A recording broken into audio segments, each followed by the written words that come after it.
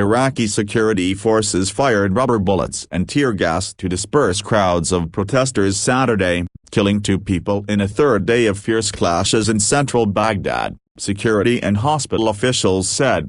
2 protesters were struck with rubber bullets and died instantly, and over 20 others were wounded in the fighting on Rashid Street, a famous avenue known for its old crumbling architecture and now littered with rubble from days of violence. 16 people have died and over 100 wounded in the renewed clashes, the officials spoke on condition of anonymity in line with regulations. At least 342 protesters have died in Iraq's massive protests, which started on October 1 when thousands of Iraqis took to the streets to decry corruption and lack of services despite Iraq's oil wealth. Separately, Iraq's parliament failed to hold a session Saturday due to lack of a quorum. Lawmakers were supposed to read reform bills introduced to placate protesters. The next session was postponed to Monday. The fighting has centered on Rashid Street and started on Thursday when protesters tried to dismantle a security forces barricade on the street, which leads to a bridge, a span over the Tigris River that has been a repeated flashpoint. Security forces responded with barrages of tear gas and live ammunition. The violence took off again Friday afternoon. Live rounds and tear gas canisters were fired by security forces from behind a concrete barrier on Rashid Street. On Saturday,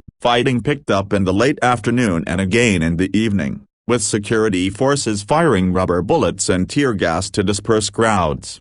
Protesters have occupied part of 3 bridges, Jamhuriya and Sinaq, in a standoff with security forces. The bridges lead to the fortified Green Zone, the seat of Iraq's government.